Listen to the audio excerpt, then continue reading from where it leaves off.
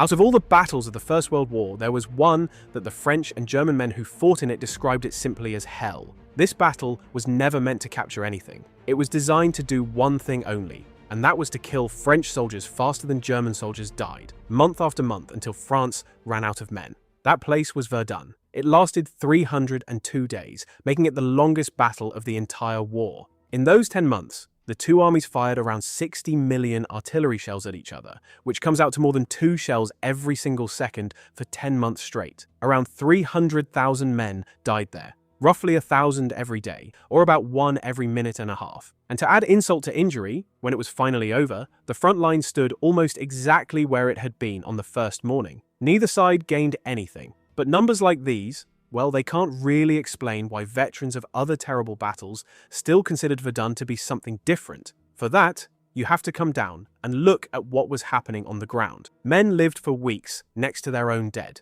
because anyone who tried to bury them would be killed too. Soldiers went so mad from thirst that they drank from shell holes with corpses floating in them. The two deadliest single disasters of the entire battle, and I'm not exaggerating here, were caused by the armies themselves, by accident, and one of them started with a burning mule. 9 French villages were wiped off the map so completely that they were never rebuilt, and nobody is allowed to live on that ground even today, because the soil is still full of explosives, poison, and human bones. The official French estimate says that cleaning it all up could take up to 700 more years. So, this is the story of the Battle of Verdun, and of every horror packed into those 10 months that you're now about to hear about. And to understand how something like this could happen at all, we first need to look at how the war got itself stuck in a position where a plan like this one could sound reasonable to anyone. In August 1914, Germany invaded France through Belgium, expecting the whole thing to be over in a matter of weeks. It nearly worked, but the French, with some British help, stopped the German armies on the River Marne, just short of Paris. And then something happened that nobody had planned for. Both sides tried to go around each other's flank, kept extending the line north until they ran out of land at the English Channel and dug in. By the end of 1914, there was a continuous line of trenches running from the North Sea all the way to the Swiss border, over 400 miles of it. And for the entire year of 1915, that line did not move in any meaningful way. Not for lack of trying, mind you. The reason it couldn't move was that the weapons had changed faster than the tactics. Machine guns, barbed wire, and modern quick-firing artillery had made defending far, far easier than attacking. A few men with a machine gun behind a belt of wire could stop hundreds of attackers crossing open ground, and artillery could break up an assault before it even reached the enemy trench. Through 1915, the French and the British launched one huge offensive after another to break that line, and every single one of them failed in the same depressing pattern. First came days of artillery bombardment, which also told the defenders exactly where the attack was going to happen. Then a massive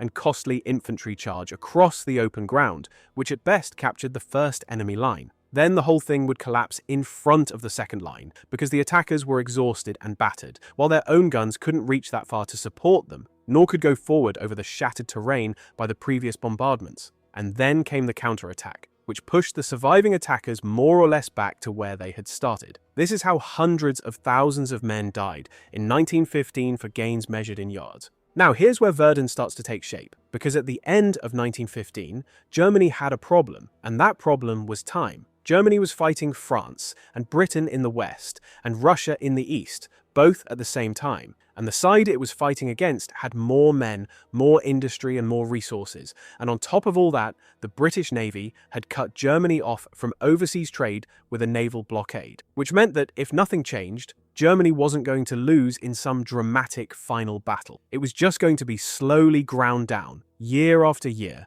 until it couldn't fight anymore. Simple arithmetic. The man who had to solve this was Erich von Falkenhayn, the chief of the German General Staff, so the head of the entire German army. And whatever else you can say about him, he had at least learned the main lesson of 1915, which is more than you could say for most generals of this war. He understood that attacking to break through the trenches did not work. So whatever Germany was going to do in 1916, it had to be something new. And the idea Falkenhayn came up with is, frankly, one of the coldest plans ever put on paper by a military commander. If defense always wins in this war, he reasoned, then let the enemy do the attacking and let the German defense do the killing. But of course, the French had no reason to attack anywhere unless Germany gave them one. So the plan went like this. Pick one spot that France absolutely cannot afford to lose. not for military reasons, but for reasons of national pride. Take it, or even just threaten to take it, and the French will have no choice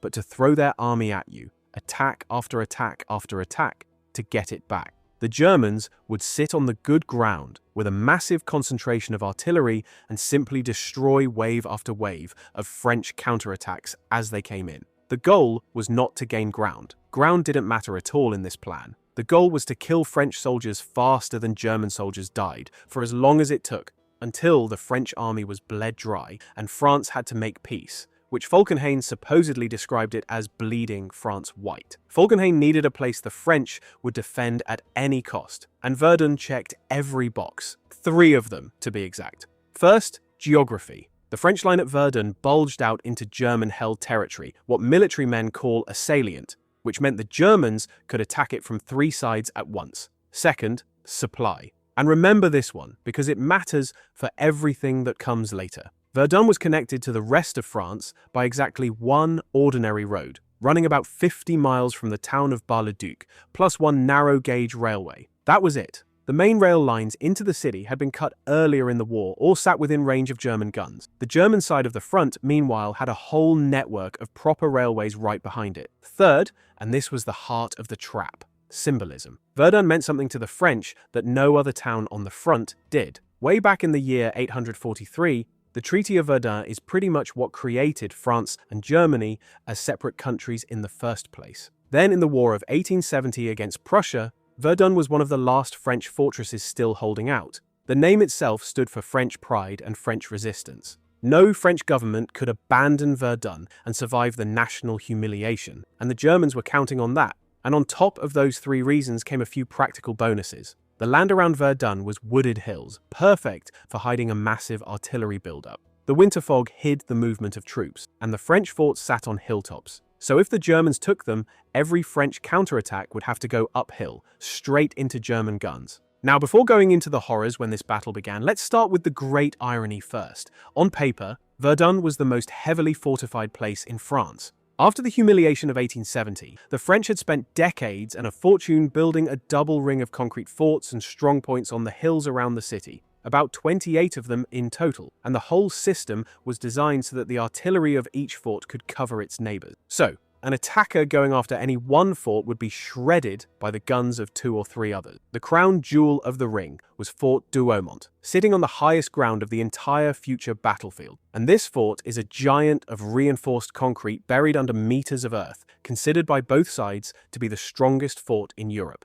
It was designed to hold a garrison of around 800 men. But then came 1914, and what the German siege artillery did to the forts in Belgium. Fortresses at Liège and Namur that were supposed to hold out for months fell within days under 420mm howitzer shells. And one Belgian fort, Lonsan, gave everyone a preview of a special kind of horror. A shell hit the fort's magazine, which held about 12 tons of gunpowder, and the entire fort exploded, killing hundreds of men under thousands of tons of their own concrete. The French High Command looked at all this and drew a conclusion that forts were obsolete. Worse than obsolete, they were death traps that just concentrated men in one place for the enemy's siege guns. The steel and the ammunition sitting in them could be put to better use with the field army. So, through 1915, the French quietly stripped Verdun of its weapons and men. Fort Douaumont, the strongest fort in Europe, designed for 800 men, was left with roughly 60 elderly reserve soldiers under the command of a warrant officer. And since Verdun had been a quiet sector for over a year, the trenches in front of the forts were in a miserable state too, incomplete and poorly maintained. Now, one man on the spot saw exactly what was coming. Colonel Émile Driant, a 60-year-old officer commanding 2 battalions of light infantry in a wood called the Bois des Cours, right where the blow would eventually fall. He was saying plainly that the Germans were preparing something big at Verdun, that the defenses were in no condition to stop it, and that the front line there could break, and he would be right. Hidden in those wooded hills, the Germans were quietly assembling the greatest concentration of artillery the world had ever seen. Through the winter, they concentrated around 1,200 guns on a front of only about 8 miles. Everything from ordinary field guns up to the monstrous 420mm siege howitzers that fire shells weighing over a ton. Behind the guns, roughly 2.5 million shells were stockpiled for the opening blow alone, and the French saw none of it. partly because of the terrain and the winter fog, but mostly because the Germans did something that had never really been done before. They made air superiority part of the plan. Around 270 German aircraft were concentrated over the sector against roughly 70 French planes, and they flew constant patrols that simply chased away or shot down anything that tried to look behind the German lines. On the ground, the Germans avoided the one thing that always gave an attack away: the digging of fresh assault trenches close to the enemy. Instead, their engineers built concrete underground shelters near the front line, where thousands of assault infantry could sit hidden underground until the moment came. Now, in the middle of these preparations, Falkenhayn made one decision that would be responsible for much of the horrors that are now about to begin. The River Meuse runs right through the Verdun battlefield, splitting it into an east bank and a west bank. The staff of the attacking Fifth Army wanted to assault on both banks at once, which was the militarily obvious thing to do, but Falkenhayn refused and ordered the attack on the east bank only. His own officers warned him that the French artillery sitting on the hills of the west bank would be left free to fire into the exposed flank of the entire German advance. However, Falkenhayn overruled them anyway. Remember this warning, because it came true almost word for word, and fixing that mistake would later cost both armies 3 months of slaughter on 2 hills. The attack was set for February 12th, 1916, and then it started to snow. A blizzard rolled over the region, and the assault had to be postponed day after day for 9 days in total, while tens of thousands of assault troops sat packed in those damp, freezing concrete shelters, coughing, shivering, and waiting. The delay had another consequence. A handful of German soldiers from Alsace deserted and crossed over to the French lines with a warning that a huge attack was coming. And here I should explain. Alsace was a French region that Germany had annexed back in 1871. So plenty of Alsatian men were serving in the German army with no particular love for it. Their warning, plus the 9 days of bad weather, gave the French defenders a small amount of extra time to dig, string wire, and brace themselves. It was nowhere near enough, but it was at least something. At the chosen point of attack, roughly 60,000 German assault infantry, rested, trained, and hidden underground, stood against about 30,000 French defenders, many of them from second-rate units, behind half-finished trenches, with their famous forts sitting disarmed on the hills behind them.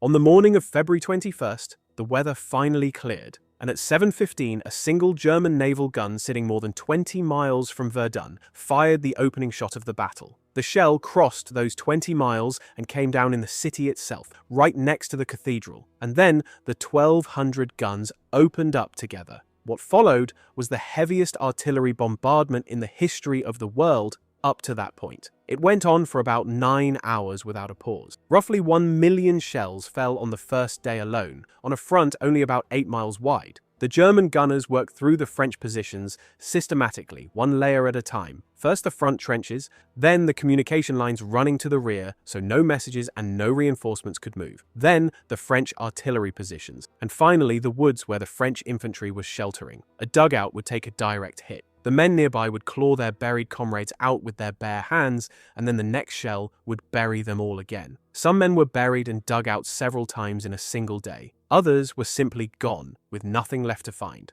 And in the afternoon, the German guns suddenly stopped. The idea was that the surviving defenders would crawl out of their holes and man what was left of the parapets, expecting the infantry attack, and German observers would carefully note which positions were still alive. Then the shelling came down again, this time aimed at the survivors. Around 4 p.m., the German infantry finally moved forward. By any reasonable calculation, nothing should have been left alive on the French side, but roughly half of the defenders had survived, and the men who crawled out of that wreckage, deafened, shaking, often the only one left from their squad, picked up their rifles and fought back much harder than anyone in the German command had expected. The center of the attack fell exactly where Colonel Driant was standing, the Bois de Cour. He had about 1,200 light infantrymen outnumbered roughly 5-1. And because he had spent months telling everybody something like this would happen, his wood was organized into small concrete strongpoints scattered in depth, instead of one continuous trench that a bombardment would erase.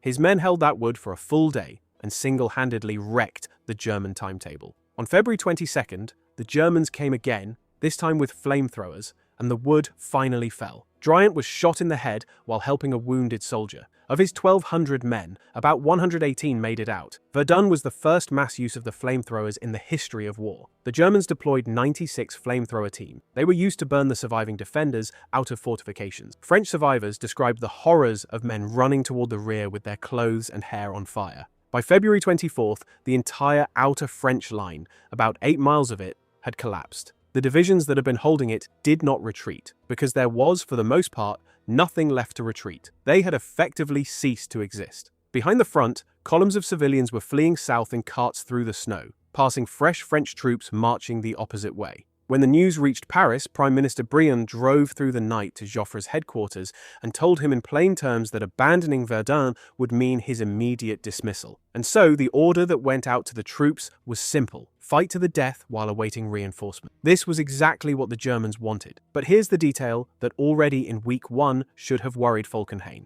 In the first 5 days, the French lost about 24,000 men. The Germans lost about 25,000. The machine that was designed to bleed France white was, 5 days in, bleeding Germany slightly faster. And then on the 5th day came the event that set church bells ringing across all of Germany. The strongest fort in Europe, sitting on the highest ground of the entire battlefield, was about to be captured by, for all practical purposes, one man. Remember the situation inside Fort Douaumont. Roughly 60 elderly reserve gunners under a warrant officer in a fortress built for 800. German heavy shells had been hammering the fort for days, so the old men stayed deep in the lower levels and kept just one gun turret firing on a lazy schedule at distant targets. Nobody was watching the walls, and as the French line collapsed everywhere around it, in all that panic and confusion, nobody in the French command remembered to send infantry to properly man the most important fort in France. Everyone assumed somebody else had done it. That afternoon, German infantry was advancing near the fort, and ahead of them moved the pioneers, the combat engineers whose job was to clear obstacles. One of them was a sergeant named Kunze, leading a 10-man team. Kunze reached the fort's dry moat,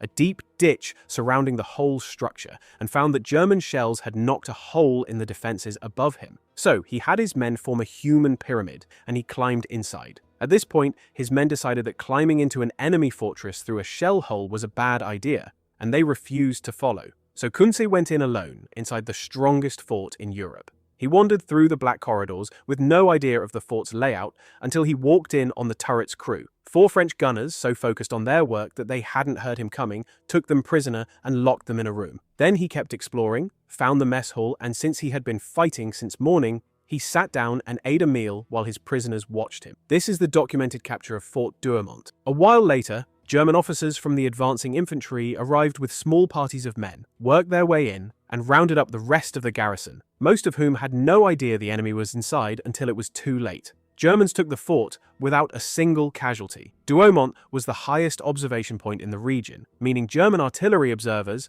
could now watch French movements for miles, and its deep concrete halls could shelter thousands of German troops right at the front line. Hold that detail about thousands of men packed inside, because it's going to come back later in this story in the worst possible way. Retaking the fort would eventually cost France around 100,000 casualties over the next 8 months, but that came later. In the last days of February 1916, the question in the French headquarters was much simpler: whether Verdun could be held at all. So France took the bait, just like Falkenhayn planned. Joffre decided Verdun would be held no matter the cost, and command over the battle was given to General Philippe Pétain. The first thing he did was stop all talk about retreating. Then, the forts were manned and armed again. He also stopped the small counterattacks that were wasting entire battalions on retaking some meaningless patch of ground. And he took the artillery under his personal control and gave it one job: to hammer the German infantry all day, every day. But no order helps if the supplies can't arrive. Verdun was eating men, shells, and food faster than any battle before it. And remember, everything had to come up that single road from Bar-le-Duc. So the French turned this road into a conveyor belt, 50 miles long. Traffic went one way only, in endless columns with a truck passing every 14 seconds, day and night, for months. No truck was allowed to stop. If one broke down, they'd just push it off into the ditch, so the column behind it keeps moving. Thousands of laborers, many of them brought over from French Indochina, worked on the road around the clock. And since the road couldn't be closed for repairs, they were shoveling crushed stone straight under the wheels of moving trucks. The Germans tried the whole battle to cut this road with their long-range artillery and never managed to do it. Some 2.5 million French soldiers went up this road into the battle, and about 800,000 wounded came back down it. The French named it La Voie Sacrée, the Sacred Way. The second thing keeping Verdun alive was the rotation of divisions. Pétain pulled divisions out of the battle roughly every 2 weeks, or once they lost about half their strength and put fresh ones in. The Germans did the opposite. They left their divisions in the line until nothing was left of them. So, worn-out German units kept running into relatively fresh French ones. But this rotation had one huge consequence that nobody could see at the time. Because the divisions kept cycling through, around 3/4 of the entire French army passed through Verdun sooner or later. Almost every soldier France had went through those horrors. Now, the French guns on the west bank were firing into the flank of every German advance, and something had to be done about them. And that something turned into the worst chapter of this entire battle. So, 2 weeks into the battle, the Germans finally attacked the west bank of the Meuse as well. The targets were the 2 hills protecting the French artillery there. One was Hill 304, the other was called Le Mort Homme, the dead man, a name it got back in the previous century when the body of some unknown man was found there. For the next 3 months on those 2 hills, positions changed hands several times a day. The shelling never stopped, and it erased the trenches completely. So what remained was a field of overlapping craters where the men lived, fought, and died. This also meant the dead couldn't be recovered or buried, so the living slept next to them, used them as cover from bullets and shrapnel, and when positions needed reinforcing, the corpses were built into the walls because there was nothing else up there to build with. Rats swarmed over everything. Survivors said the smell was impossible to describe, and that it never left them for the rest of their lives. And since it rained heavily that spring, the craters filled with water. So wounded men who slid into them drowned because no one could help them without getting himself killed. For the same reason, water could barely be brought forward, and on top of everything else, thirst became unbearable. A German soldier described watching a man drink green slime from a shell hole with a bloated corpse floating in it. The animals went through the same treatment, because on one single day in March, around 7,000 horses on both sides were killed by shellfire. By the end of May, after almost 3 months of this, the Germans finally took both hills, and it achieved nothing. The French simply pulled their guns back behind the next ridge and kept firing. Hill 304 alone cost around 10,000 French dead, and the shelling literally lowered the hill's summit by 7 meters. Falkenhayn privately considered breaking off the battle in April, and on May 8th he admitted to the Kaiser that the whole thing was stuck. But he continued anyway. Part of the reason was that his intelligence was feeding him completely wrong numbers. You see, the Germans didn't understand the French rotation system, so every time they saw a fresh French division arrive, they assumed the previous one had been destroyed, and by midsummer they were claiming up to 800,000 French casualties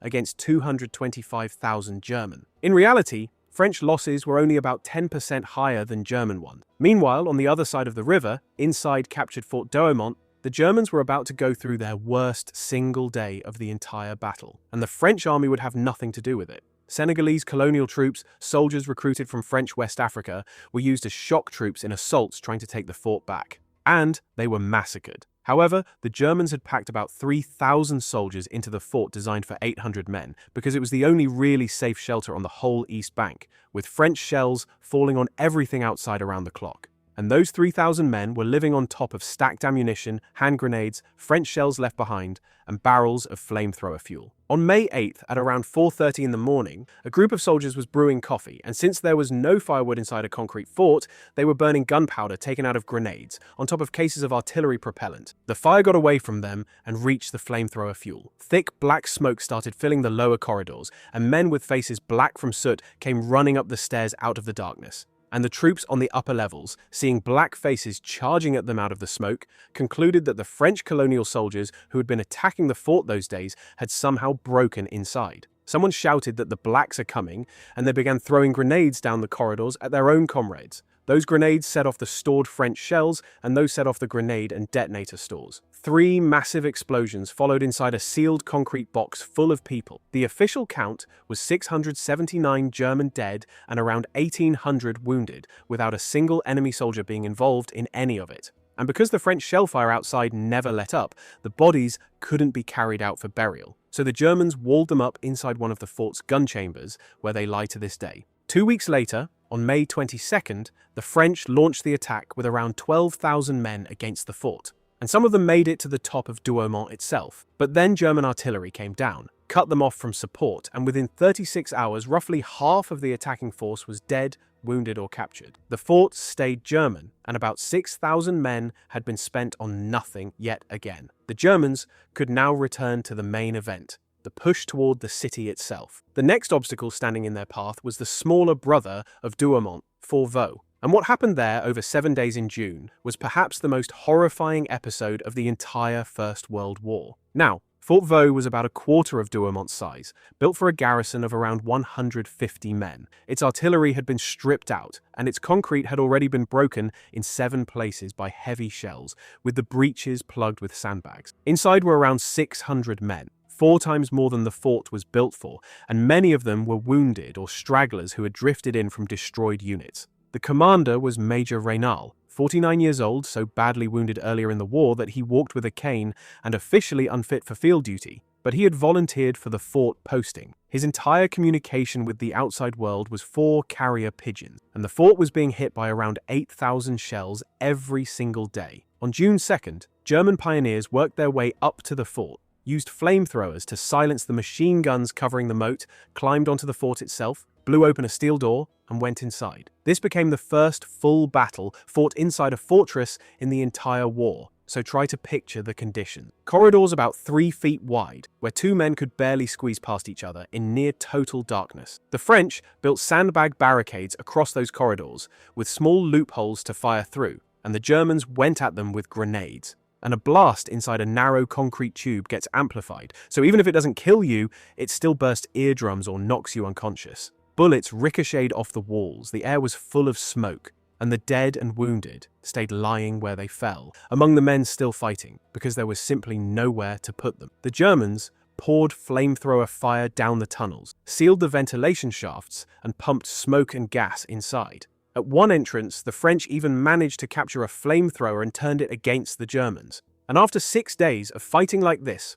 around the clock, the Germans had advanced about 70 yards. But what actually defeated the garrison was water. By June 4th, there were about 30 litres of contaminated sludge left for 600 men. And after that, nothing. For the last 3 days of the siege, there was no water at all, while the only food the men had was salted pork rations, which is about the worst thing you can give to people dying of thirst. On June 4th, at 11:30 in the morning, Raynal released his last pigeon with a final message, that the garrison was at the end of its strength and relief was urgent. The bird flew through gas clouds and shellfire, delivered the message at the Verdun citadel, and died. That pigeon was later awarded the Legion of Honor, France's highest decoration. That was the only pigeon in the entire war to receive such a decoration, and it's preserved in a museum in Paris to this day. The relief attacks failed, and on the morning of June 7th, with his men beginning to die of thirst, Raynal finally surrendered. Taking this half-wrecked fort had cost the Germans around 2,700 men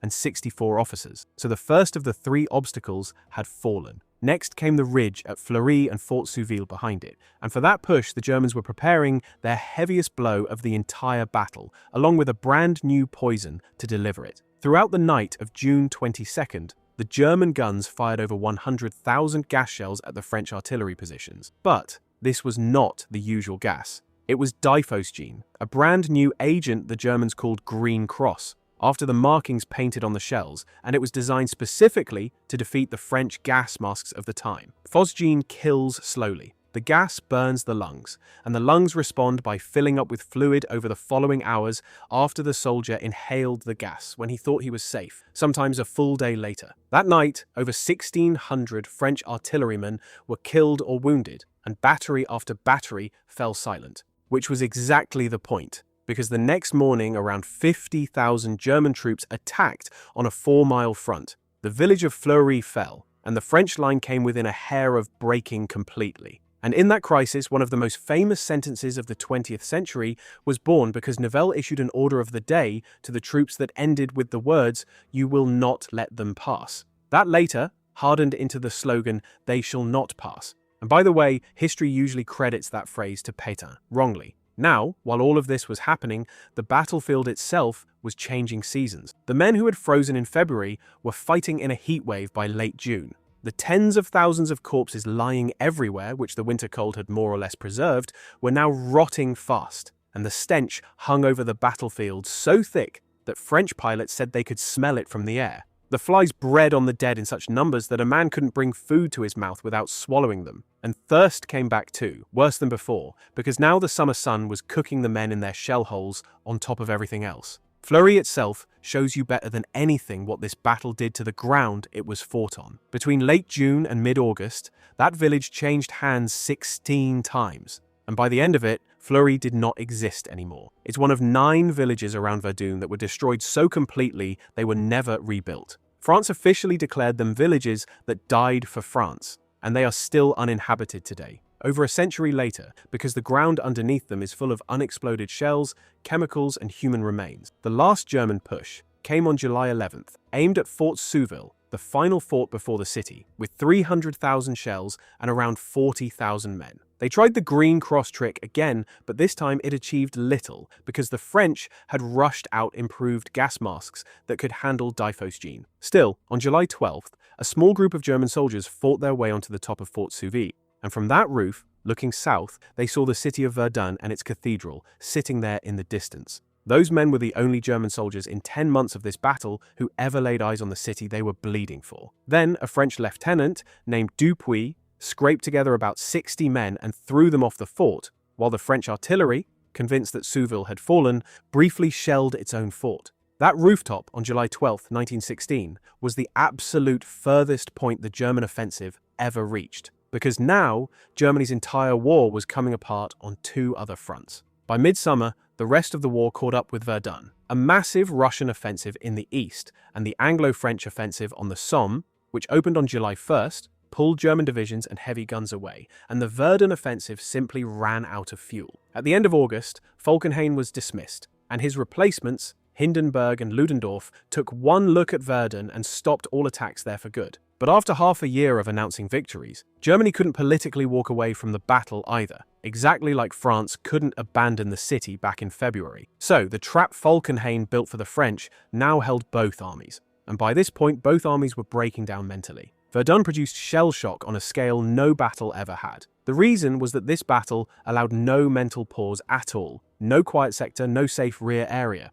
Just constant shelling that went on and on for months. Soldiers on both sides described their sectors with the same word, a madhouse. And it was exactly in this quieter phase of the battle, with the big attacks over, that France suffered its second great self-inflicted catastrophe. Behind the French front ran a railway tunnel, the Tavannes Tunnel, about 1,000 meters long, and since it was the only truly bomb-proof structure in the whole area, the French stuffed it with everything. It was a barracks, a first aid station, an ammunition depot, and a staging area for units heading to the front, all at the same time, with around 3,000 men inside, while there were no latrines or ventilation. Men described the air in there as barely breathable, but it was the only safe place from the enemy artillery. However, on the evening of September 4th, a mule loaded with signal flares panicked inside the tunnel. The flares ignited, and the burning animal ran deeper in, spreading fire as it went, until it reached the stores of gasoline and ammunition. What followed was a chain of explosions and a fire that swept through the packed tunnel and then kept burning for 3 days.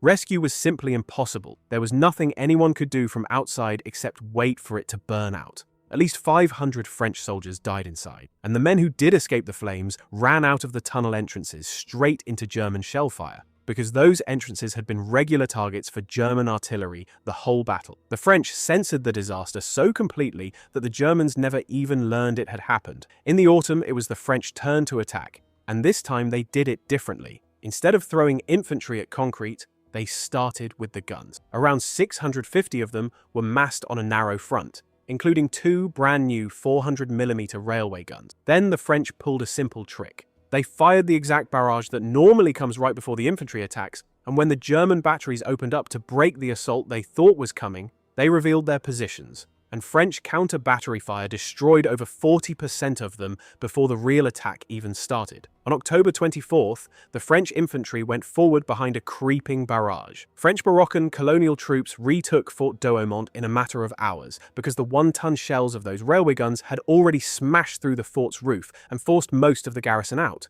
Exhausted German troops surrendered in droves. On November 2nd, the Germans quietly abandoned Fort Vaux as well. The French walked back in the next day, and a final push in mid-December drove the line about 3 kilometers out. And on December 18th, 1916, After 302 days, the longest battle of the First World War ended, with the front line standing almost exactly where it had been on the morning of February 21st. So now the numbers. France suffered around 377,000 casualties at Verdun, Germany around 337,000, together over 700,000 men, out of which 300,000 were dead. That comes out to about 1,000 dead men per day, every day, for 10 months, or one man every minute and a half. About 70% of them were killed by shellfire, which shouldn't surprise you since the two sides fired around 60 million shells at each other. At least 60,000 soldiers' remains have never been recovered, and are still in the ground around Verdun today. The Great Ossuary at Douaumont holds the bones of about 130,000 French and German dead, mixed together and impossible to identify, and you can see them through the small windows along the building. When new remains are found, and they are found every year, they are carried into the ossuary. So tell us in the comments what we should cover next, and if you liked this one, there's plenty more like it on the channel.